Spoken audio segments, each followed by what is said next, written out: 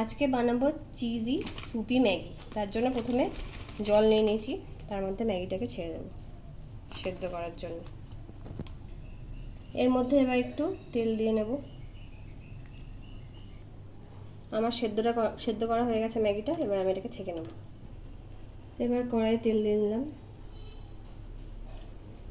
এবার এর মধ্যে দিয়ে দেবো রসুন কুচি আর কাঁচা লঙ্কা কুচি। এবার এর মধ্যে দিয়ে দেবো পেঁয়াজ কুচি। এর মধ্যে দিয়ে দেবো টমেটো কুচি।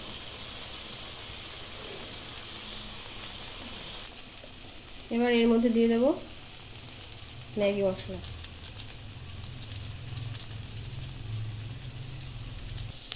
এবার এর মধ্যে দিয়ে দেবো জিরের গুঁড়ো কিছুটা, তারপর দেবো অল্প গোলমরিচের গুঁড়ো, দেবো শুকনো লঙ্কার গুঁড়ো আর দেবো ধনে গুঁড়ো।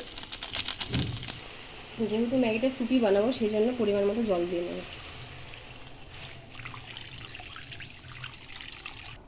এবার এর মধ্যে পরিমাণ মতো লবণ দিয়ে দেবো। এবার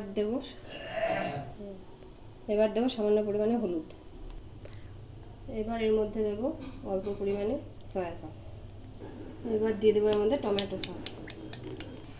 এবার এর মধ্যে দেবো আগে থেকে সেদ্ধ করা ম্যাগিটা।